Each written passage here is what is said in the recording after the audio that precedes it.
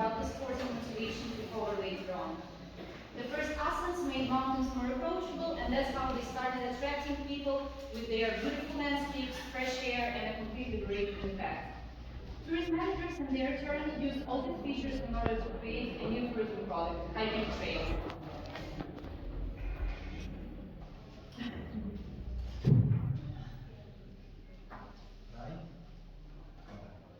Okay. In general, outdoor recreation activities being extremely commercialized were divided into categories: hard adventure activities and soft adventure activities, which is basically, these groups are divided according to the levels of skills required from the travelers and also the levels of the risk that is implied by the activity. Hiking takes part of the soft adventure activities that are relatively safer and they are suitable almost for any type of tourist. As you can see now on the slide, there are several motivations that hikers are following in order to choose hiking as their tourism activity. So of course the essential thing is the contact with nature. Then comes recreation, escapism, maintaining good physical form. And there are actually several motivations that tourist managers can directly influence, such as the attractiveness of the place, novelty aspects, and the availability of the destination. So we can see that there are several advantages of hiking development as a tourism activity. First of all, it enables all year-round tourism and also helps to mitigate off-peak seasons because hiking can be practiced during the whole year. It also allows for generating economic value from underused environmental resources, which can actually help improving the economic situation of a destination. And last but not least, it takes part in the community-based tourism development by involving local stakeholders in the guiding and planning processes. So that was a brief theoretical framework, and I would like to demonstrate it through two case studies that I chose. So the first case study was conducted in Switzerland, and it was called The Dilemma for Hiking Tourism Development in Peripheral Mountain Areas.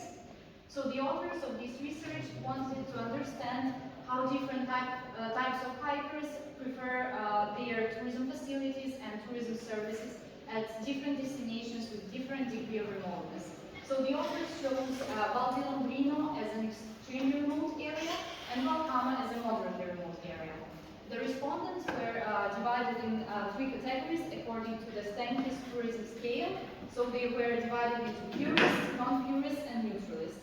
And the main goal was to establish this relationship between the degree of remoteness and the type of the hiker. So as you can see now on this diagram, the results were quite logical. So in the moderately remote area in Valcama, non-purists and neutralists predominated as the categories. So those people who would prefer to experience all the daily life commodities even during their hikes. While in Val di Londrino, in extremely remote area, purists predominated as a category. So those people who really would like to experience wild nature and they don't want to see any human intervention in the natural environment. There were also several common results. So there was a high acceptance rate of the traditional cultural elements and signposting along the trails. And the absence of noises coming from roads, public transport, airplanes was also highly appreciated by all the categories of hikers.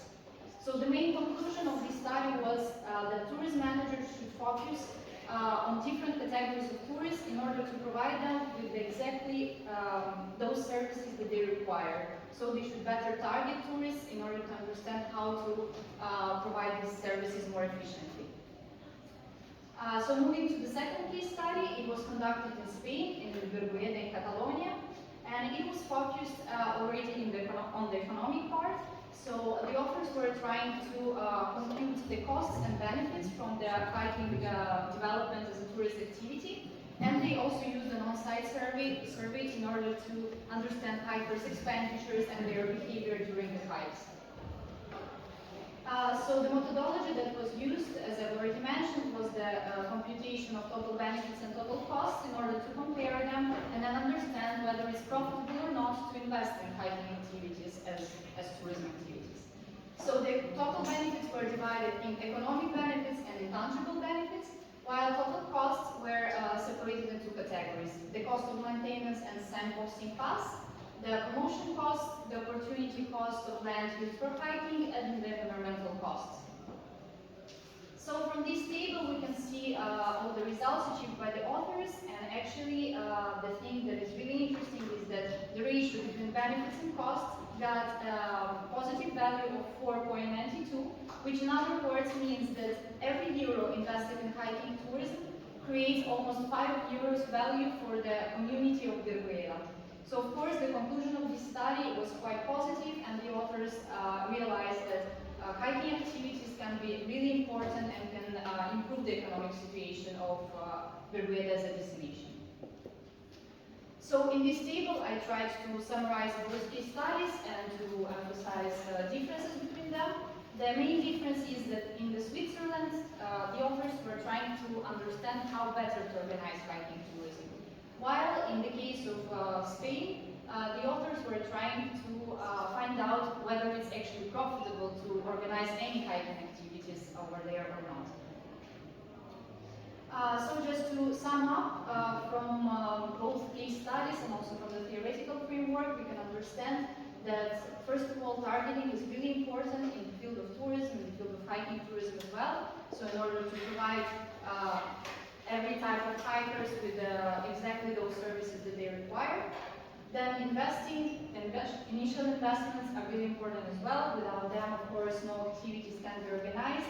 And so tourism managers should look at the profitability of an activity and compute in advance in order to understand whether it's profitable or not to organize something or not.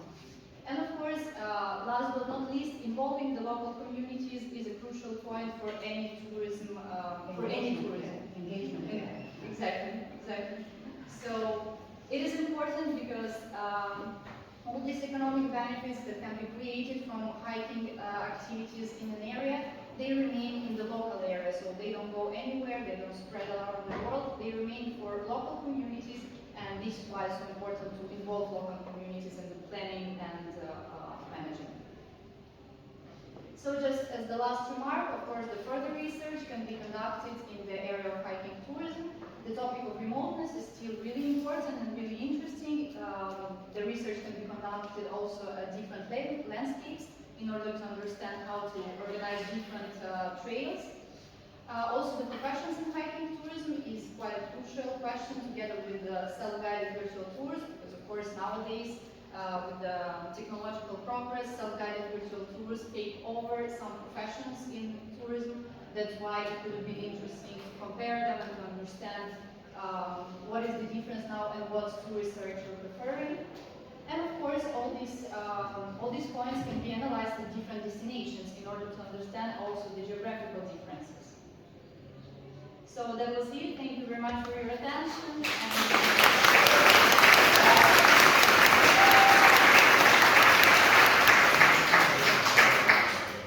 I appreciate a lot your critical thinking skills and the way you were able to summarize, to compare, to go into details in the scientific research. It is not easy at all, so my compliments. Are there some questions for the Just a comment that maybe for future directions as well, combining the two researches to understand which segment is the more profitable one because they have a profile, the other one is benefits and costs. Do you have any guess of which of the three profiles is the more profitable? You mean The purist, non-purist, and neutral. Okay, the research that I analyzed was not talking about the profitability of each category, but I can assume that still non-purists are more profitable because there are more people who would like to experience daily life commodities even during their wild experience, let's say when they are in the mountains or they are just relaxing. Thank you so much. Thank you.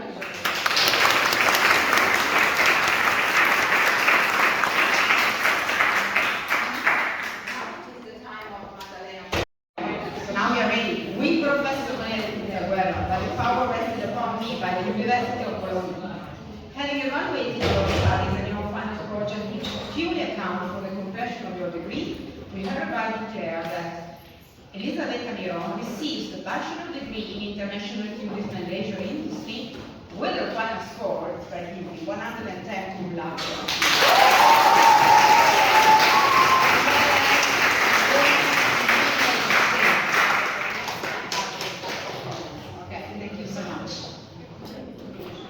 So number, now Non la mettono sotto. Brava!